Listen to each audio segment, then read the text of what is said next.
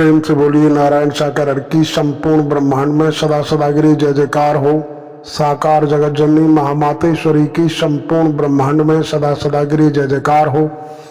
देवियों महापुरुषों, नारायण साकार हरि परमात्मा जी साकार जगत जननी महामातेश्वरी जी का दर्शन दीदार करते हुए नारायण साकार हरि परमात्मा जी के सतधाम पर नारायण साकार हरि धाम पर जाते हुए हमें आपको काफी अरसा हो गया और हर किसी की चाहत बनती है कि इन परमात्मा नारायण साकार हरि जी का भक्त बना जाए, लेकिन भक्तों की भी कुछ अपनी गतिविधियां होती हैं।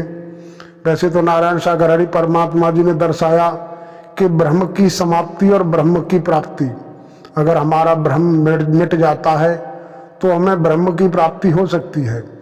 लेकिन सबसे बड़ी बात यह है, हम आप अपना अनुभव अपने आप देवियों महापुरुषों के सम्मुख रखना चाहेंगे कि अगर बनना है तो भक्त ध्रुव जैसा भक्त, प्रहलाद जैसा भक्त, अगर भक्त बनना है तो हनुमान जैसा भक्त बनिए।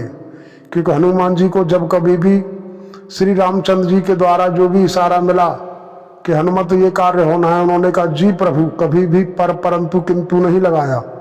तो आज हनुमान जी के जगह जगह, हर गली मोहल्ले में, हर नुक्कड़ पर, हर किसी जगह हनुमान जी के मंदिर हैं। इतने श्री रामचंद्र जी के मंदिर नहीं, उससे कहीं ज़्यादा हनुमान जी के मंदिर हैं।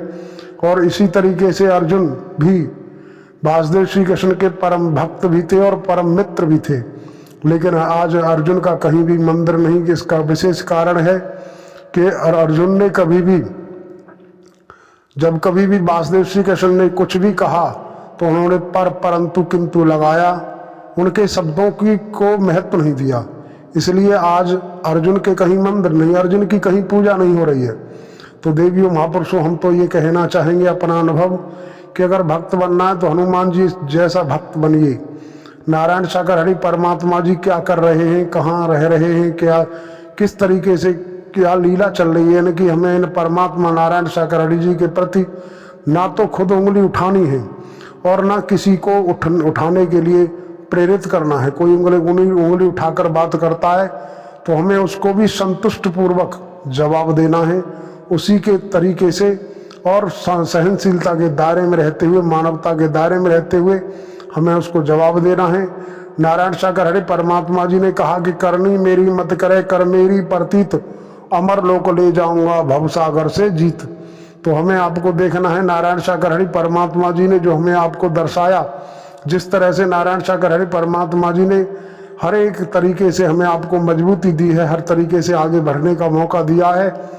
तो हमें आपको इन परमात्मा नारायण साकार हरि जी के द्वारा जो भी डायरेक्शन दिया गया, जो भी प्रेरणा दी गई, इन परमात्मा नारायण साकार हरि के द्वारा जो प्रेरणा मिली है, उस प्रेरणा के मुताबिक ही हमें चलना है। भ्रम भ्रांतियों से हमें अपने आप को बचाना है।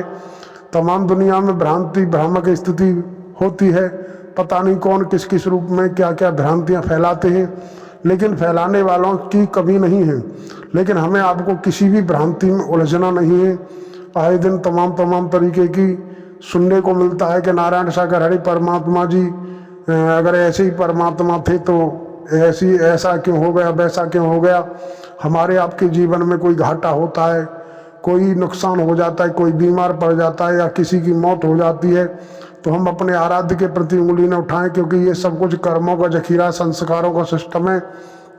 जिसका जितना संस्कार है वो उतने समय तक ही हमारे बीच में रहेगा, और जिसका संस्कार पूरा होगा उसे संसार से जाने से कोई नहीं रोक सकता। क्योंकि विधाता का विधान, नारायण साकार हरि परमात्मा जी का विधान है, जो जितने समय के लिए आया है वो उतने समय ही टिक पाएगा।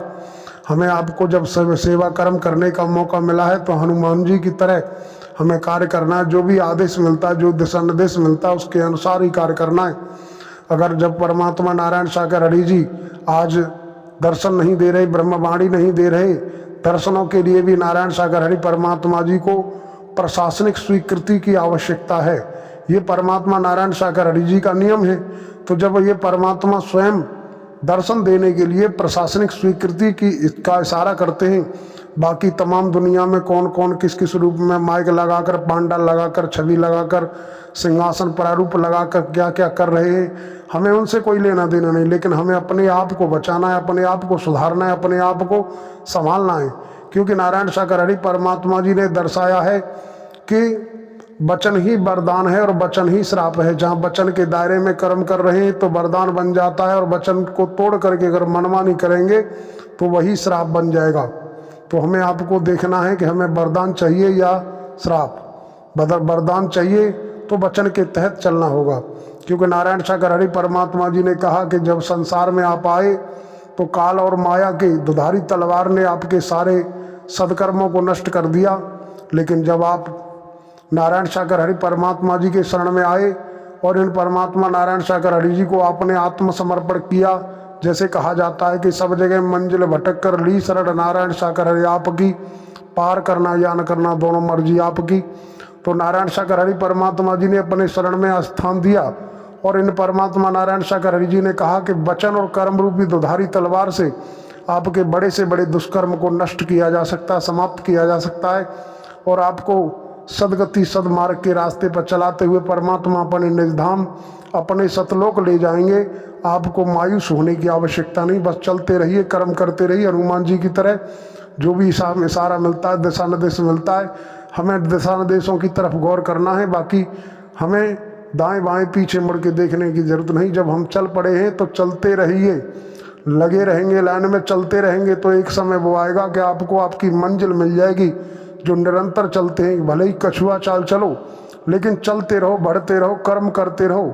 पारिवारिक जिम्मेदारी को निभाते हुए, पारिवारिक जो भी जिम्मेदारियां हैं, पति पत्नी, माता पिता, जो भी रिश्ते नाते हैं, उनमें एक दूसरे के साथ सहयोग करते हुए, एक दूसरे का कार्य जो भी सेवा कर्म है उसको करते हुए परमात्मा नारायण सागर हरि जी की भक्ति करते रहिए। भक्ति करने के लिए कहीं किसी आपको कंदराओं जंगलाओं में जाने की जरूरत नहीं।